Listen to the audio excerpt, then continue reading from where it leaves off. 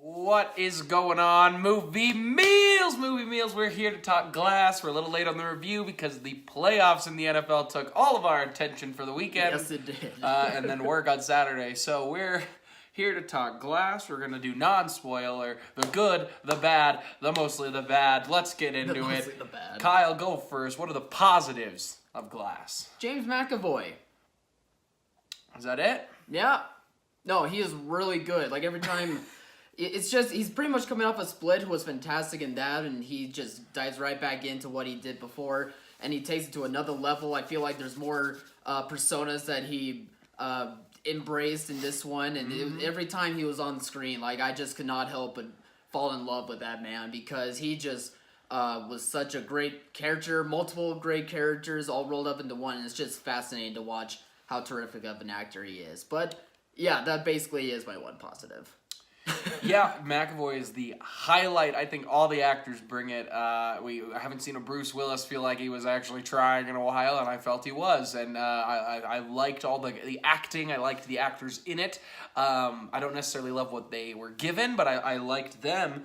I think it's got some very cool ideas. This movie, I mean, I'm a huge fan of Unbreakable. I'm a huge fan of Split. I think they're both great movies, Split being my favorite. And, I mean, you're right, James McAvoy's incredible. He steals the show. This performance is just physically incredible at what he does. But there are really cool ideas in this universe. It just wasn't executed well, which we'll get into. But so I like that. I like some of the ideas.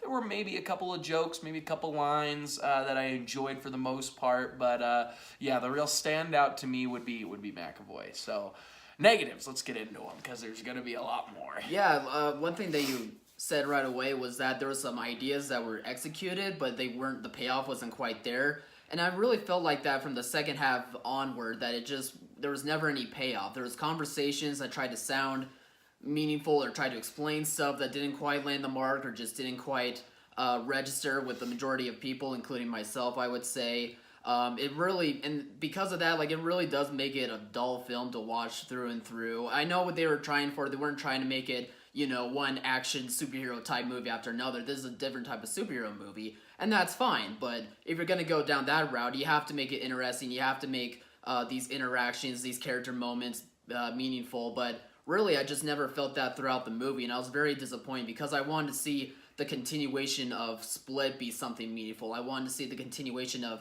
Unbreakable, which I'm not the biggest fan of, but I wanted to at least see more of more of it explained, so that way it could make me love Unbreakable even more. But again, that also didn't happen. So I feel like for this conclusion of this trilogy that Shyamalan's made, it's really disappointing because there's no aha moment. There's nothing that really made you feel like, okay, like this universe makes a lot of sense to me. I'm really into this, and it just falls flat to me. Yeah, this is his Dark Knight Rises. Not that, I mean, that's a better movie than this for sure. But like, he made a really good movie with Unbreakable, a really good movie with Split, and then this not so much, so it struggles. But the biggest problem with this movie is Shyamalan.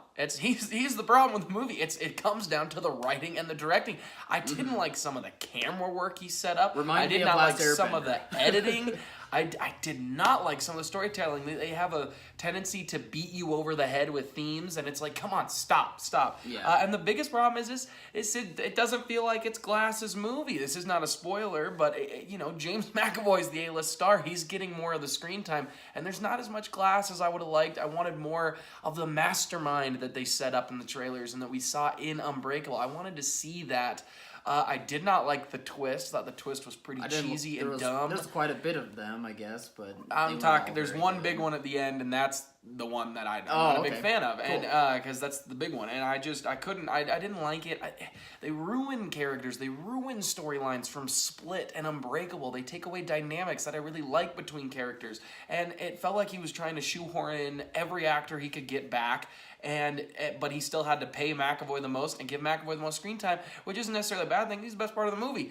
But the actors did the best they could with a bad script. But this movie really does come down to Shyamalan. And I'm a little upset at of Jason Blum too. You can't be this studio to give him another shot after Earth and after The Last Airbender and say, hey, make The Visit. Let's make a small horror movie. Let's rein you in a little bit. We're going to give you a small budget. We're going to take a little bit of control. And he does a great job. And then you say, all right, we'll give you a little bit more money. Make this project you want to do, but we're going to be involved a little bit. You can't go off the rails. Now they're letting him go off the rails because he made 2 good movies. And I didn't like it. Jason Blum should have stepped in. This is an example where him stepping in might have helped the project instead of taking away, which normally studios happen. Because if this was Shyamalan's idea for the movie, I didn't love it. I didn't like it. I was so disappointed with this movie. I was so excited for this movie, and it was a bummer. So yeah, that was the biggest problem. It's all Shyamalan. He got into his head again, and he is such a good filmmaker when he doesn't get into himself. Dude, we get you like twists. You don't need to have a twist in every single movie, and if you do, make it work. Make it be paid off. Do what you did in Split, where we were like, where was the twist? And then the twist shows up, and it works, and it kills. Do something like The Sixth Sense, where it is ingrained in the storytelling. Don't just make crap up off the top of your head. And I don't... A lot thrown out and there. Stop like, putting yourself in your movies. We're so tired of seeing you. That seems pretty rough. It takes away from his movies when every time he pops in. Yeah. It wasn't as bad in Split, but it's pretty bad in Glass. Yeah. And I'm just tired of seeing him, man. You're a good filmmaker.